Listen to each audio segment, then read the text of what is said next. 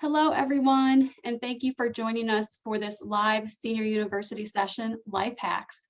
My name is Amanda, and I am the Assistant Director of the Center for Urban and Regional Excellence at IU Northwest. With us today is Becky Matteo Lombardini. Becky has degrees in biology and communications and a master's degree in health services. She works and volunteers as a consultant in the business field and has taught health, physical education, and recreation classes at Indiana University Northwest. Becky, thank you so much for joining us today. Oh, you're welcome. Thanks for having me. Just making some notes here.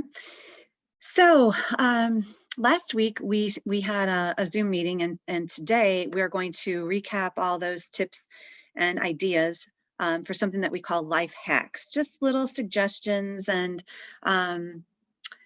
maybe ideas that you can utilize for everyday questions that keep popping up, and just a way for us all to get together and share ideas. And I think one of the first things that we mentioned was the phone in Google. You can ask your phone a lot of questions, and that will help you. One of the first things that I want to mention too, for all of these, there's about 10 questions that we're going to hit in the next 30 minutes. In one of my classes, I think I learned early on, and then I've incorporated into each one of the classes in the hyper department that I teach at IUN, is something called SMART goals. And it stands for specific, measurable, action-oriented, realistic, and time-bound. So it seems to be maybe a bigger picture, like a goal or an objective, but some of these do utilize implementing that. So I did want to mention it. I think one of the first topics and biggest and most people had questions about was dealing with spam text messages, how to stop or reduce them. There is a do not call registry, and you can just go right on your phone and you enter the information and it takes you right there. I did that. I still am getting calls. And I think Amanda did bring up, you can do a block on a specific number. And this is another idea, and it's not just for this particular question, but for other issues. And I tend to talk to him on bigger topics, but I know this is the number one issue that my mom had for your congressman. You can actually go to your congressperson for this type of issue and many others. I usually talk about the environment, saving the dunes, living wage jobs, those sorts of things. But you can also talk to them about even this passports. I know we had gone to that office. Besides Congress, though, you also have a voice, and this has come up within our community as far as the school board, your own councilman or committeeman, your mayor. There's also other organizations that you can get involved with. Like yesterday, I was on a Rotary call. So whatever might be on your mind, I think one of the best solutions is, who do I talk to that could help me at least get started? And then from there, they can usually point you in the right direction. And I was mentioning just this week alone, the printer, Wi-Fi, bank accounts, credit card. I think we all have to be really diligent and just keep up on that. And that was something we mentioned too. I think if you address the small things, that the big things don't happen. I know there was a book popular, Don't Sweat the Small Stuff. I think that's just to mean not to create anxiety over things that you can't control. But these other types of things that you can check on and just spend 10, 15 minutes a day. I tell my kids, 5, 10, 15 minutes a day to clean your room. We don't have, other bigger problems happening.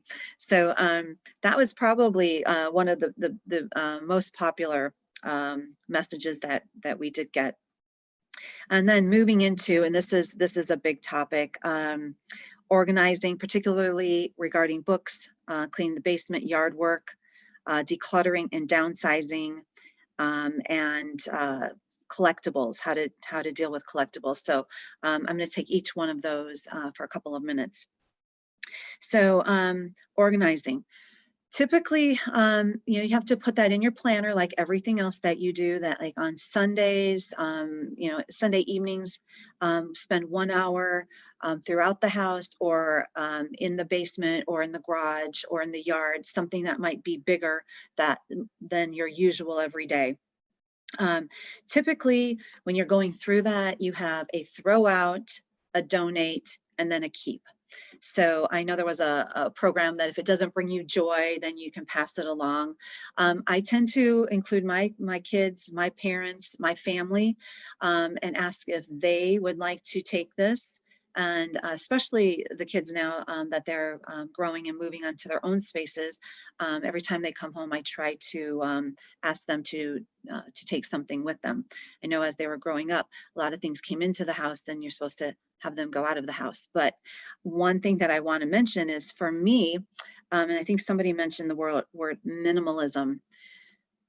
When you're an active family, you do need things around. So for me, it was more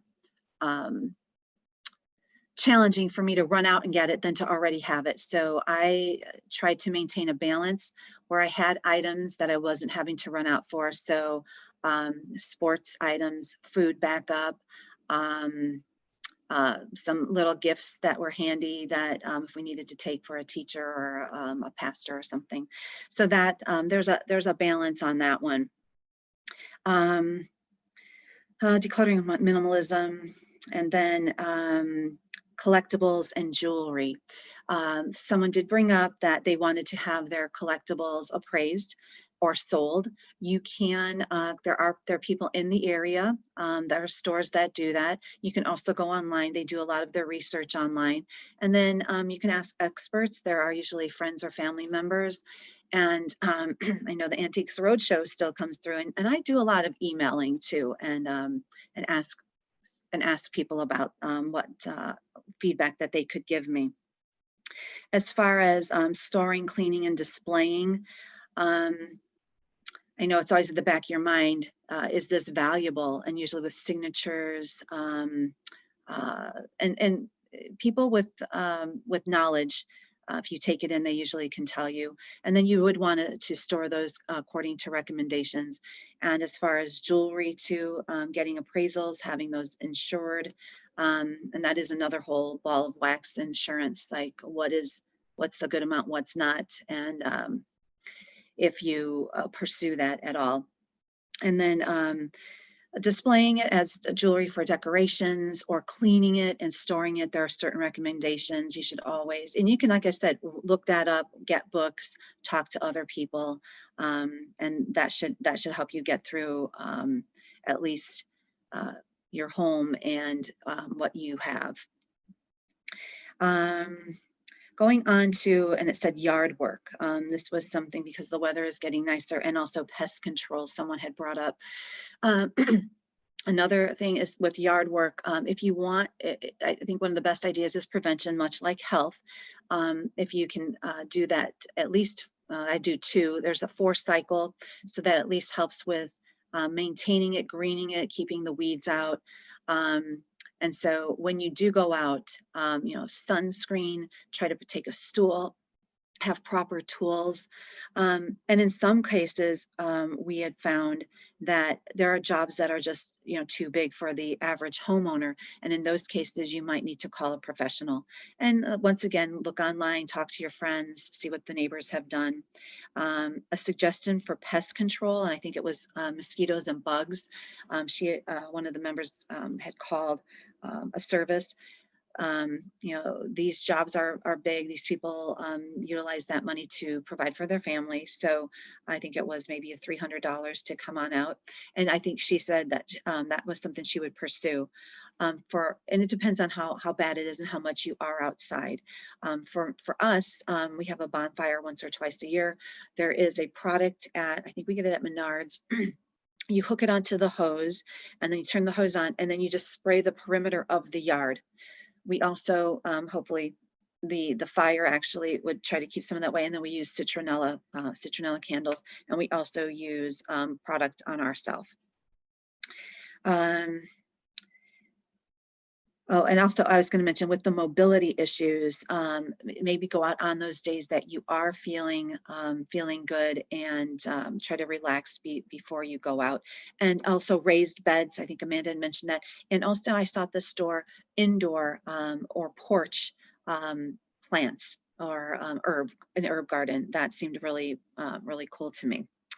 Um, One of the next questions, and this happens to do with probably the home and how it's organized, is making it easier to move around in a wheelchair. And this also came up, I think someone was trying to donate or to acquire. There are organizations around the area that do have these items. There's also a phone number, I believe it's 211, that also in our region, there are services for folks who need transportation or Meals on Wheels, or need these types of items. Also Facebook Market, and there's a lot of other social media. There's Craigslist, but in those instances, you have to be really careful. And I think I just mentioned to someone, if I do any interactions there, I always talk to the person because you can get a really good sense of who they are. And I always meet them in a public place. And then with all this new, the pandemic, and then to be careful with that. And with all this new technology, I hear the word Venmo a lot. I don't even know if there's exchange of money or credit card. You can just move the money. So those are things to keep in mind. As far as in the home with the wheelchair, I think you really have to get it fitted for your size, and try to get as good of a wheelchair as you can. Really clear the paths. You have to really also think about what is totally necessary. Leave things out. I know that's kind of not minimalist, but if your hands have arthritis or you can't reach your plate, your cup, your fork, your glasses, the phone, you might have to utilize smaller space, do more in one space.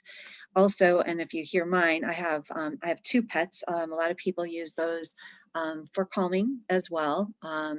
Social comfort animal. I know there's a term for that, but also there are pets that they train specifically to help people, guide them, warn them, help them with just getting around, getting them things. But with that, the care of the pet, the feeding, the letting them out. But I think the advantage outweighs the work, and especially if you can have family members or friends that also chime in, that would be a good idea. Okay, I mentioned the agendas.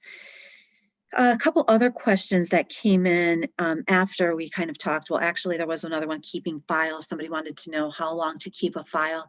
Typically, it's 7 years. And with the advent of technology, you can scan, keep them without having paper, and then shred them.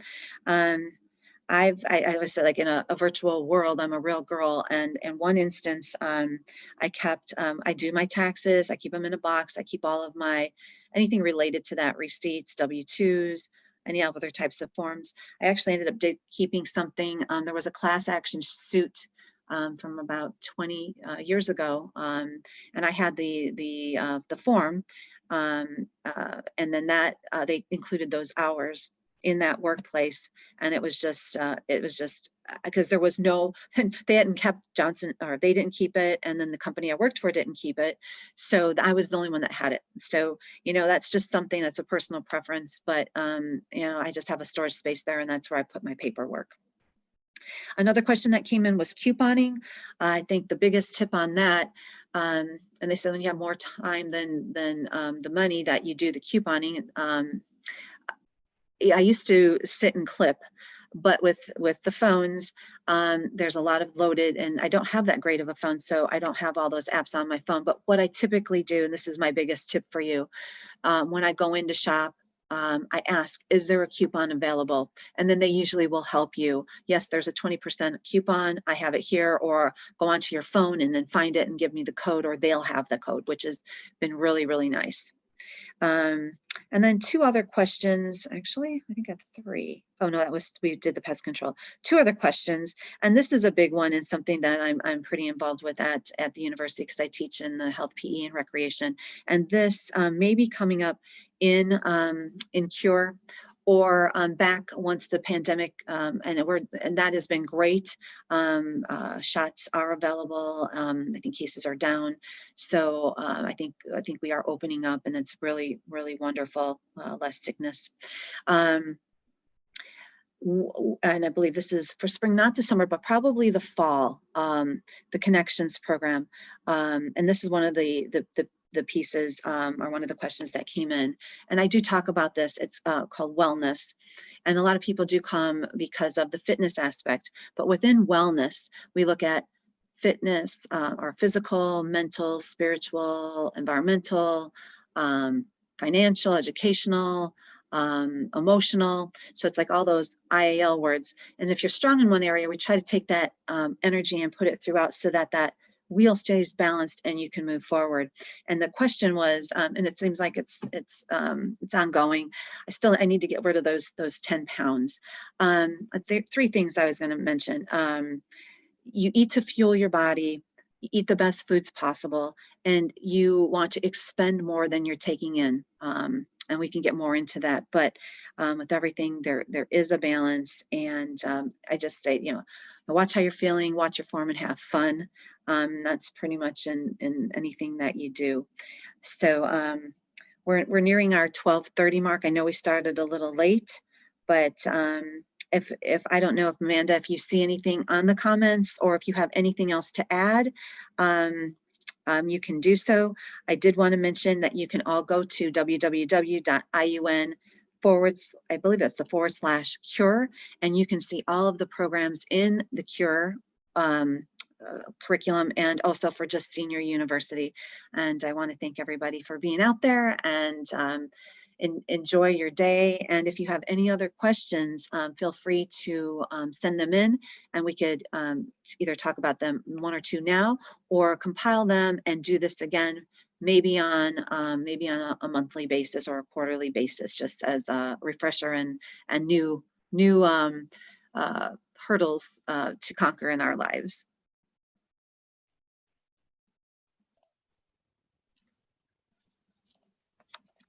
Wonderful. Thank you so much, Becky. And once again, feel free to comment. We'll be monitoring the comments even after this video ends. And so if you do have questions for other life hacks that you would like to know about, please put those in the comments. You can also email us, cureiun@iun.edu or curesu@iun.edu with those questions or comments regarding life hacks. And we'll definitely get back to you and possibly run another session with your questions specifically addressed. Thank you everyone for joining us. Have a great day. Bye.